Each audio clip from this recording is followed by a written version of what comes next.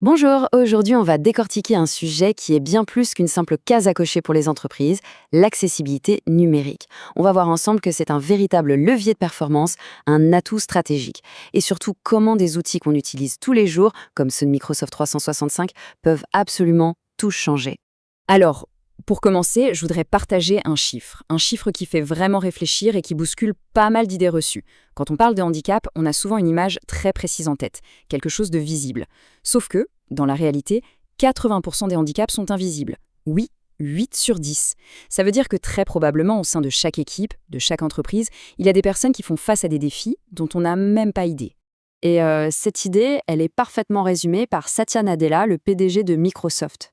Ce qui nous dit, c'est que l'inclusion, ce n'est pas juste une question de gentillesse, c'est une source de force. C'est en allant chercher ces différences, en changeant nos propres comportements, qu'on libère une puissance collective incroyable. Bon, voilà le programme pour les minutes qui viennent. On va d'abord voir pourquoi l'accessibilité est une opportunité. Ensuite, on parlera chiffres et lois, avec les bénéfices et les obligations. On verra que ça nous concerne vraiment tous, puis on passera au concret avec des outils pour agir, et on terminera avec l'histoire de Sophie, un cas bien réel. Allez, on attaque la première partie, l'accessibilité vue comme une opportunité. L'idée ici, c'est vraiment de changer de perspective. On n'est pas là pour parler de contraintes, mais bien pour découvrir un vrai moteur de croissance pour l'entreprise. Mais alors, l'accessibilité numérique, c'est quoi exactement? Eh bien, en fait, c'est assez simple. C'est juste le fait de s'assurer que nos outils, nos sites web, nos documents, bref, que tout notre environnement numérique soit utilisable par tout le monde.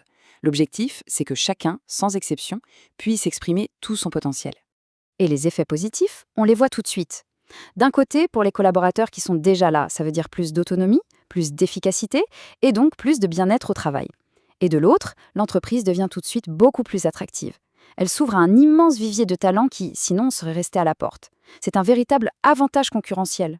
Passons maintenant au nerf de la guerre, les bénéfices concrets et les obligations.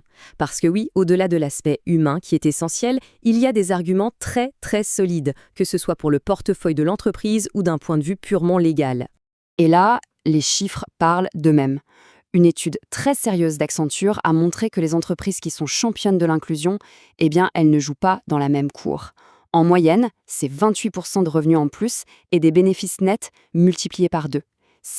C'est juste énorme. Et si l'argument économique ne suffit pas, il y a la loi. Et en France, elle est très claire. Pour toute entreprise de 20 salariés au plus, il y a une obligation d'employer au moins 6% de personnes en situation de handicap. Ne rien faire a donc un coût. Et ce n'est pas seulement un coût d'opportunité, c'est aussi un coût financier et légal bien réel. Abordons maintenant un point qui change radicalement la façon de voir les choses. C'est l'idée que l'accessibilité, ce n'est pas juste pour les autres. En fait, ça nous concerne absolument tous, bien plus qu'on ne l'imagine. D'abord, il y a bien sûr ce qu'on appelle le handicap permanent. C'est la situation à laquelle on pense le plus souvent, comme une personne sourde ou quelqu'un qui n'a l'usage que d'un seul bras. Là, les besoins sont clairs et ils sont durables. Mais il y a aussi le handicap temporaire. Et là, ça nous parle à tous. Qui n'a jamais eu un bras dans le plâtre ou une grosse otite qui empêche de bien entendre? Pendant ces périodes, on a tous besoin, temporairement, de solutions pour continuer à travailler normalement. Et enfin, il y a le handicap situationnel. Et ça, c'est l'exemple parfait pour comprendre à quel point l'accessibilité est universelle. Imaginez, un parent avec un bébé dans les bras n'a qu'une seule main de libre. Un commercial qui doit prendre une note rapide en voiture. Ou un barman qui essaye de comprendre une commande dans un brouhaha pas possible. Dans toutes ces situations, des outils comme la dictée vocale ou les sous-titres ne sont plus un confort, ils deviennent essentiels pour tout le monde. Bon, maintenant qu'on a bien compris le pourquoi, la grande question c'est comment on fait. Et la bonne nouvelle, c'est que la plupart des entreprises ont déjà les outils nécessaires sous la main, notamment avec la suite Microsoft 365. En fait, dans la suite Microsoft 365, l'accessibilité est intégrée partout.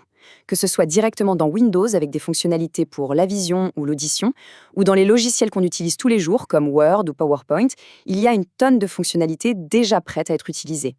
Au-delà des outils eux-mêmes, il y a quelques bonnes pratiques, quelques réflexes à prendre. Pensez à bien structurer ces documents avec des titres, utiliser une police qui soit facile à lire, vérifier que les contrastes de couleurs sont suffisants, ou encore penser à décrire les images. Ce sont des petits gestes, vraiment, mais qui ont un impact énorme. Et pour nous aider à prendre ces bonnes habitudes, il y a un outil qui est juste génial. Le vérificateur d'accessibilité. Il y a intégré dans Word, Excel, PowerPoint. En un seul clic, il scanne votre document, il vous dit ce qui ne va pas et surtout, il vous explique comment le corriger. C'est un peu comme un assistant personnel pour l'accessibilité. Pour que tout ça devienne encore plus parlant, je vous propose qu'on s'intéresse au quotidien de Sophie. C'est en voyant l'impact direct de ces outils sur la vie d'une personne qu'on mesure vraiment toute leur puissance.